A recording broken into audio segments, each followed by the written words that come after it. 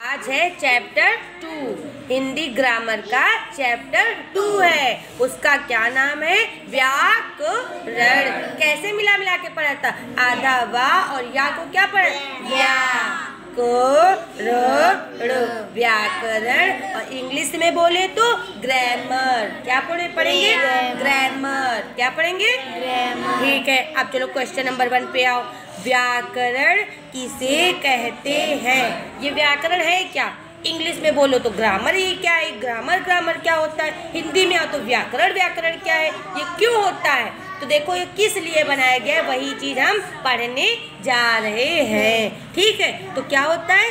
तो इसकी डेफिनेशन है कि जिस विद्या या शास्त्र से हमें किसी भाषा के शुद्ध लिखने, पढ़ने और बोलने का ज्ञान होता है, उसे व्याकरण कहते हैं। चाहे वो हिंदी लैंग्वेज हो, इंग्लिश लैंग्वेज हो, उर्दू हो, पंजाबी हो, राजस्थानी हो, कोई भी लैंग्वेज हो, उसको कैसे लिखा जाए, कैसे पढ़ा जाए, कैसे बोला जाए, जिससे वो शुद्ध हो। समझ में आया कि नहीं? तो जिसके द्वारा, जिस विद्या से हमें ये जानकारी मिलती है, उसे क्या कहते हैं? व्याकरण। तो क्या होगी शुद्ध डेफिनेशन?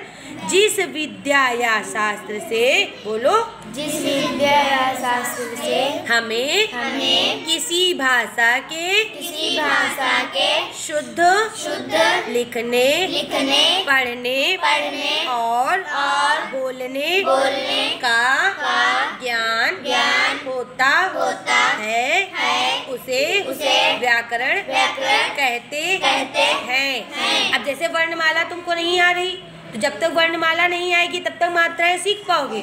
मात्राएं नहीं आएंगी तो ये शब्द और वाक्य पढ़ पाओगे? नहीं पढ़ पाओगे ना। तो ये सब जानकारी हमको किससे मिल रही? व्याकरण से। पहले वर्णमाला सीखो, फिर मात्राएं सीखो, फिर 2 अक्षर वाले शब्द सीखो, फिर बड़ी मात्रा वाले, छोटी मात्रा वाले सब अक्षर सीखो, तब शब्द सीखो, वाक्य सीखो।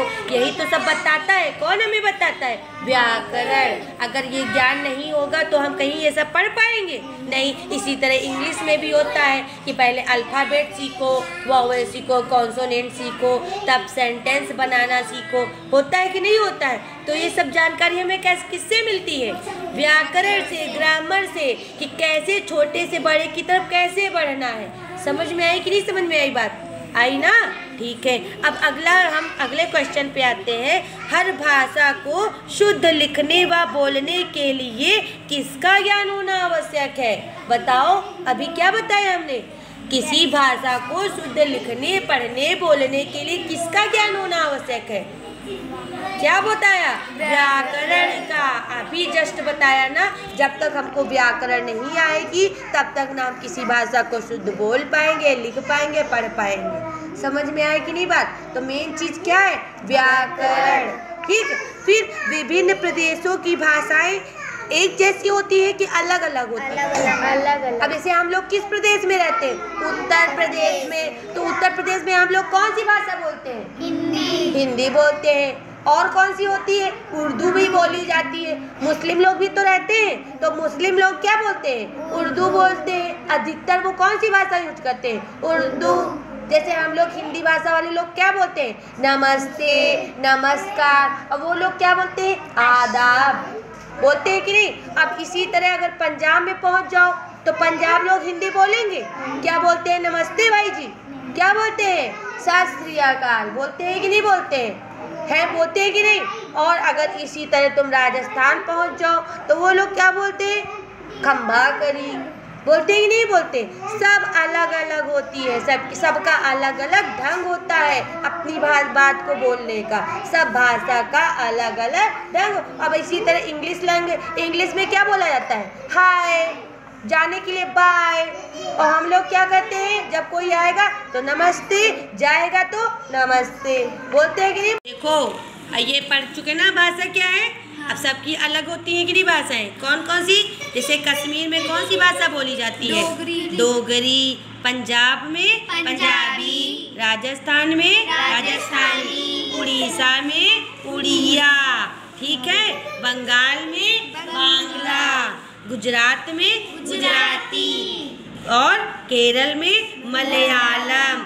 उत्तर प्रदेश में हिंदी और उर्दू। तमिलनाडु में तमिल। बिहार में भोजपुरी। महाराष्ट्र में मराठी। मेघालय में गारो एवं खासी। आसाम में असमिया।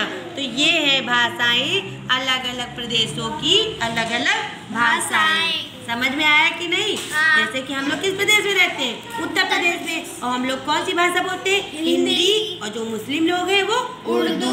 हमारे प्रदेश में हिंदू मुस्लिम सब लोग रहते हैं कि नहीं? हाँ। सब अलग अलग बोलते हैं। ठीक, समझ में आ गया कि नहीं? ठीक, डन करो।